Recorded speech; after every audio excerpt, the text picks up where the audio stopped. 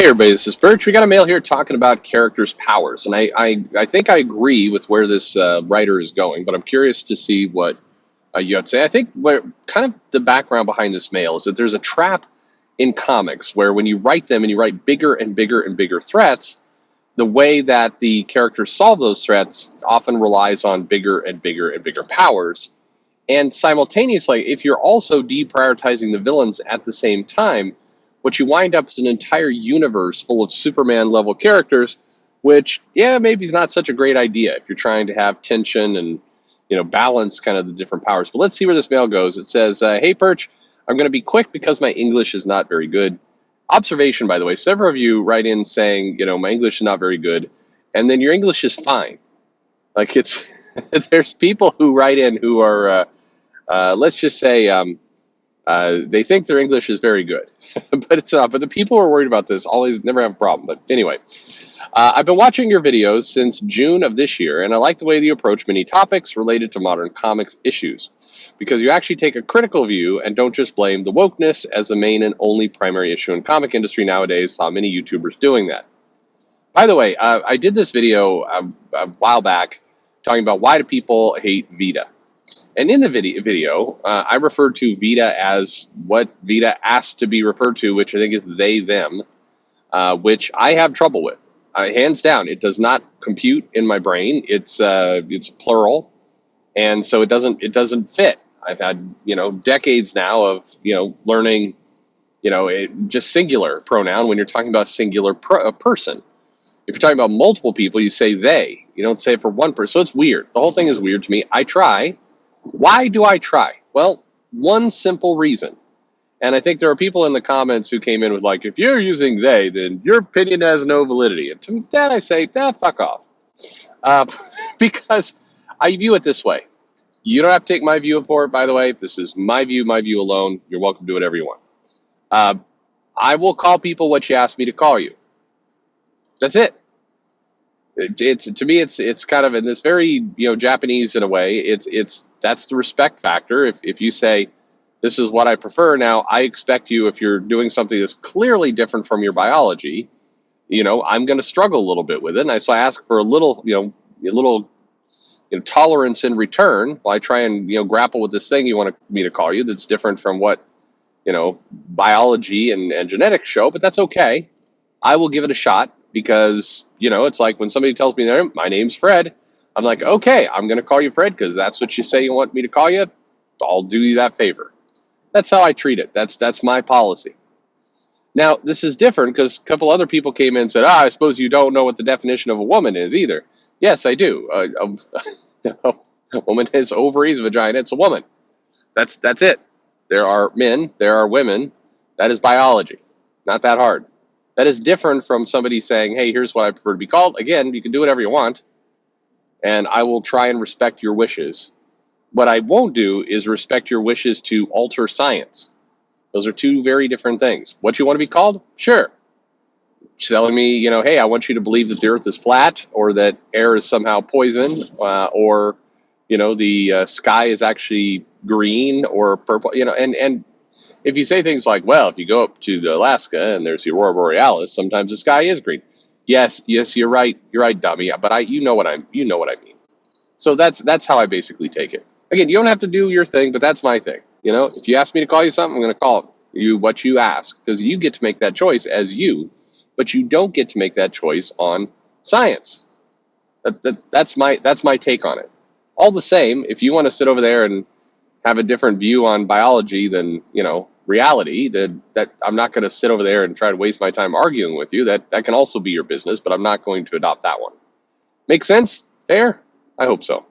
Anyway, back to this mail, because this mail is actually far more interesting than what bullshit I was just talking about. This is the question, says the mail. Are the comic characters becoming too powerful? The question comes because I observed specifically on X-Men, but I think it's an issue in superhero comics in general, that the characters in it have become stronger and stronger over the year to the point that I don't feel any sense of danger in the stories. I know this is not a new phenomenon and probably started in the 90s, and after 2000s to 2010s, many characters have actually become too powerful. I remember reading comics in the 80s where even Wolverine faced challenges with enemies. On more recent stories, now Wolverine is unkillable. When you read his stories, you know for a fact that nothing is going to happen to him because his healing factor is going to save him for whatever. That is true. Remember that story? It was during Civil War where Wolverine got blown up and basically reconstituted at a completely molecular level just from a drop of blood. Anyway, or he basically the skeleton was wandering around with a little bit of blood, and the whole thing healed up, and you're like, what the hell? Anyway, it's not just Wolverine. Storm, Magneto, Jean, just to name a few, can also defeat enemies or solve problems with a blink of an eye. That's all. I want to hear your opinion about characters becoming more and more powerful every day. And thank you very much. Cheers to you, and your English clearly is fine. So hold your head up high. You're doing fine. I think it's a major problem. Actually, a very major problem because it's what you said in the mail. You take away any sense of danger, and comics, for better or worse. And this is the difference between maybe superhero comics or action comics and slice of life kind of comics, is the tension is different. In a slice of life comic, the tension might be like one of my favorite slice of life comics, Rumiko Takahashi, Mason Ayoko. That comic, Ayoko, I think, but that comic had tension in the relationship. Will the guy get together with the girl? It had tension in the various things that were getting thrown out, like will the apartment house get cleaned up in time for the inspector, or somebody's parent is coming over, and is the parent going to call the child a loser? That kind of stuff. That's slice of life level tension. It's still tension. You can't have no tension. You can't have a comic where people just show up and go, well, I'm here today and I woke up perfectly normal, not a high temperature, no sickness, gonna have lunch now. It was tasty and affordable, and I will go for a walk in the park. Nothing happened, and go to bed. Like that you have to have some level of tension. Maybe the tension is that just a dog grabbed the lunch bag that you were eating in the park and ran away with it. And you have to chase the dog. But that's one level of tension. That's slice of life level of tension, and in that genre, that can work just fine. By contrast, in the superhero comics, you have to have a heightened level of tension. You have to have things of, is the hero of this story, is the protagonist going to get defeated? Is death on the line? Are they going to be able to save the people that they're trying to save? There's a lot of different factors in superhero comics, but tension is an important aspect of it. And if basically you do two things, which I think superhero comics do a lot of right now, which is one, remove the stakes and spend more time on lunch and interpersonal drama and things you would typically find in a slice of life comic, but with people with superhero powers, that shifts the drama quite a bit. If you're doing a lot of that, then you're going to take the villain threat, the I could destroy the world threat, as seriously as the dog ran off with my lunch threat. Those are not the same level of tension, but if this is what you've trained your readers to expect, that's what you're going to get. And then if you make your characters too powerful, then you know that there is no real struggle to overcome the issue, the threat. I like that one Captain Marvel story in Avengers Forever because Captain Marvel actually had to struggle to overcome the threat and really struggle. And no, it wasn't a case of just wanted to see Captain Marvel get beat up for a while or any hero.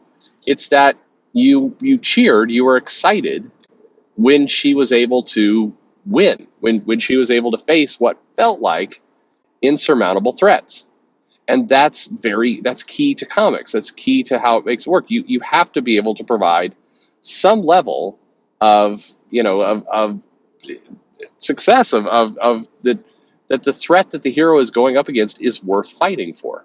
It doesn't always have to be a supervillain. It could be a number of different things. It can be the characters overcoming their own insecurity, like Hawkeye's trying to become a better leader and he knows he's not, so then he's having to, he's going up against big threats, big villains, but he doesn't know if he's going to be able to make it or do it. I mean, there's different ways you can have this happen, but at the end of the day, the villains, you have to believe the villains are actually going to do some damage. One of the problems with Avengers X-Men Eternals right now is the Eternals, basically, the one Eternal came down and blew the hell out of the planet. They're showing like giant tidal waves and buildings cracking open and volcanoes erupting in the middle of LA. I mean, like the whole planet is getting demolished. But there is no tension to that. You don't care. And I mean, it is that that blunt. You do not care because you know, number one, it's not real. It's gonna get reversed. This is not a real threat. It's why comic companies now have to say things like, nothing will ever be the same again. Well, that worked, 15 years ago, maybe more, because people are like, oh, really? Nothing's going to be the same again? Because it usually always is the same again. But if you're saying nothing's going to be the same again, maybe you mean it differently this time. All right, let's see. And then quickly they're like, oh, that was just a bunch of marketing bullshit. That's where we are today. That you look at that comic and you see what is the equivalent of destruction porn. Doesn't matter. It doesn't matter at all.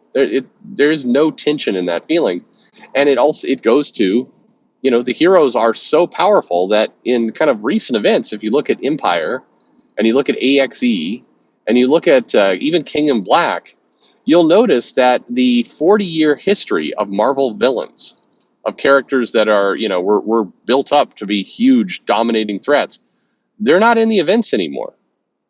Doctor Doom is not doing some major thing to screw up the planet. Neither is the Red Skull. Neither is, hell, even Ultron. They're not doing those things anymore because, the villains have all been relegated to jokes. And so they have to do things like, it's a, faceless plant army, or, hey, this Celestial's causing the Earth to blow up. Or it's just, these threats are non-threats. I mean, King in Black had a villain, but it was still here's some big symbiote black symbiote goo god that's coming around to screw everything up. But we're still going to defeat him in 5 issues, even though we've been building him up for like 4 years. But that's fine. That's where we currently sit with a lot of this stuff, and that is a decent problem, a decently big problem. The heroes have gotten too powerful. The villains have gotten too weak, and the tension is gone. The danger is gone. You have to bring it down a little bit. One of the reasons I think the Ultimates universe was successful is because it and they didn't necessarily promote this, but it was true. They depowered kind of the whole general galaxy and everybody in it, and that was smart. They took the heroes back a little bit, which made the threats. I'm not sure the heroes are going to survive this. And then the Ultimate Universe also helped because some of the heroes didn't survive, and so it raised the stakes further. But you've got to have the tension appropriate to superhero books, not appropriate to book I love, Ranma One Half. Very fun, good comedy, romantic comedy, kind of slice of life manga. Takahashi book, good tension in there, but very different from superhero tension. And again, that's okay. That's the nature of that book. Anyway, thank you very much for the mail. Your English is great. And let me know what you think in the comments below. Too powerful, not too powerful? How's it all sit with you? Thanks for listening.